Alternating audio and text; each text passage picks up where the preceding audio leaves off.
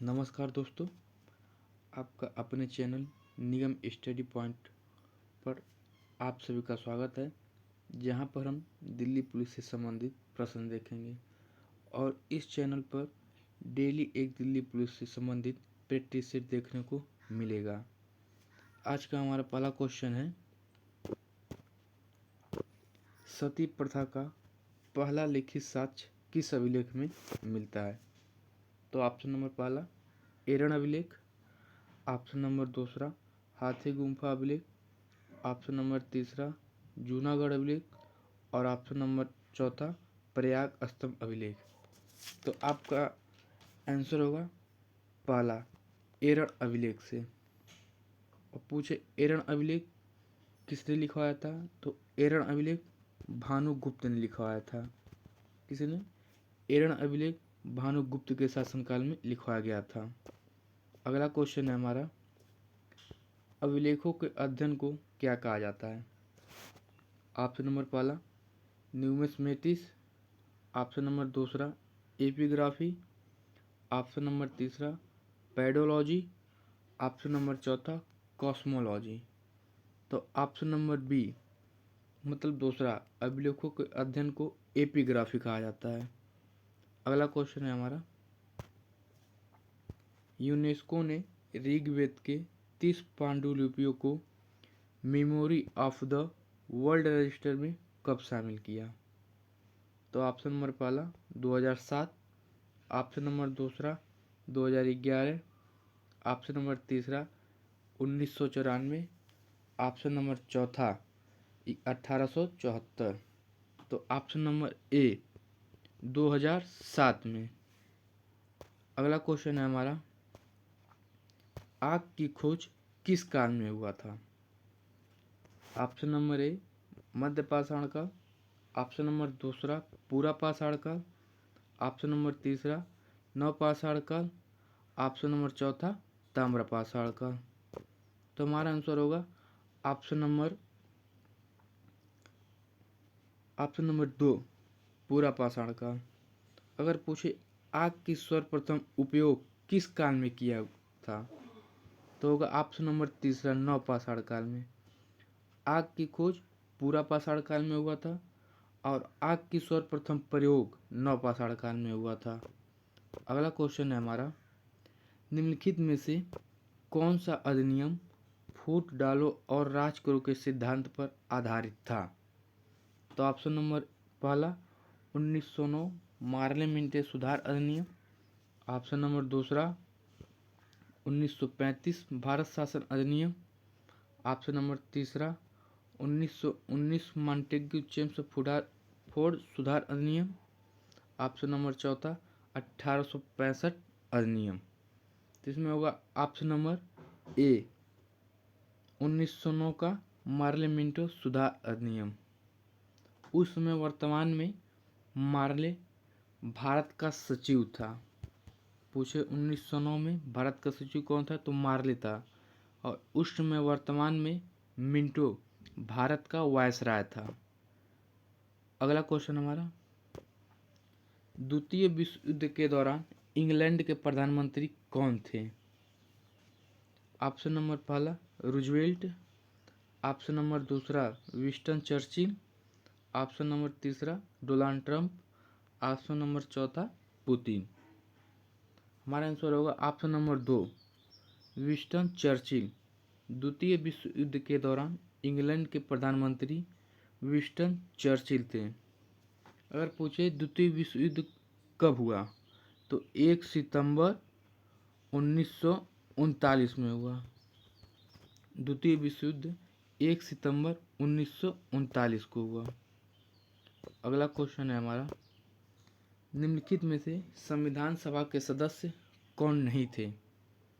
Option number पहला Pandit Jawaharlal Nehru, option number दूसरा सरदार वल्लभ भाई पटेल, ऑप्शन नंबर तीसरा महात्मा गांधी, ऑप्शन नंबर चौथा सरदार बलदेव सिंह। तो आपका आंसर होगा ऑप्शन नंबर तीसरा महात्मा गांधी। महात्मा गांधी संविधान सभा के सदस्य नहीं थे। और एक नहीं थे, मोहम्मद अली जिन्ना। मोहम्मद अली जिन्ना संविधान सभा का सदस्य नहीं था। अगला क्वेश्चन है हमारा, दल बदल कानून किस अनुसूची में जोड़ा गया है? ऑप्शन नंबर पहला 9वीं अनुसूची, ऑप्शन नंबर दूसरा 12वीं अनुसूची, ऑप्शन नंबर तीसरा 10वीं अनुसूची और ऑप्शन नंबर चौथा 11वीं अनुसूची। तो आपका आंसर होगा ऑप्शन नंबर 3 10वीं अनुसूची में। दल बदल कानून 10वीं अनुसूची में जोड़ा गया है। अगर पूछे दल बदल कानून किस संविधान संशोधन द्वारा जोड़ा गया है, तो 52वां संविधान संशोधन 1985 द्वारा, 52वां संविधान संशोधन 1985 द्वारा दल बदल कानून 10वीं अनुसूची में जोड़ा गया है। अगला क्वेश्चन है हमारा, प्रस्तावना में 42वां संविधान संशोधन किस समिति के अनुशंसा पर किया गया था? ऑप्शन नंबर पहला रंगराजन समिति, ऑप्शन नंबर दूसरा सरदार स्वर्ण सिंह समिति, ऑप्शन नंबर तीसरा बलवंत राय मेहता समिति, ऑप्शन नंबर चौथा इनमें से कोई नहीं। हमारा आंसर होगा ऑप्शन नंबर 2 सरदार स्वर्ण सिंह समिति। सरदार स्वर्ण सिंह समिति की अनुशंसा पर प्रस्तावना में 42वां संविधान संशोधन हुआ था। अब इस संशोधन के द्वारा कौन कौन से शब्द जोड़े गए थे? समाजवादी, पंथ निरपेक्ष और अखंडता शब्द जोड़ा गया था। 42वां संविधान संशोधन द्वारा प्रस्तावना में समाजवादी, पंथ निरपेक्ष और अखंडता शब्द जोड़ा गया था। अगला क्वेश्चन है हमारा, ब्रह्मांड के उत्पत्ति से संबंधित महाविस्फोट सिद्धांत किस विद्वान ने दिया था? तो ऑप्शन नंबर पहला जॉर्ज लेमेंतियर, ऑप्शन नंबर दूसरा जॉर्ज रूले, ऑप्शन नंबर तीसरा इरेटोस्थेनीज और ऑप्शन नंबर चौथा जेम्स रेनल। तो हमारा होगा ऑप्शन नंबर पहला जॉर्ज लेमेंतियर। ब्रह्मांड के उत्पत्ति से संबंधित महाविस्फोट का सिद्धांत जॉर्ज लेमेंतियर ने दिया था। अगला क्वेश्चन है हमारा, नौजवान सभा की स्थापना किसने किया था? नौजवान सभा की स्थापना किसने किया था? ऑप्शन नंबर पहला भगत सिंह, ऑप्शन नंबर दूसरा जवाहरलाल नेहरू, ऑप्शन नंबर तीसरा सुभाष चंद्र बोस, ऑप्शन नंबर चौथा लाला लाजपत राय।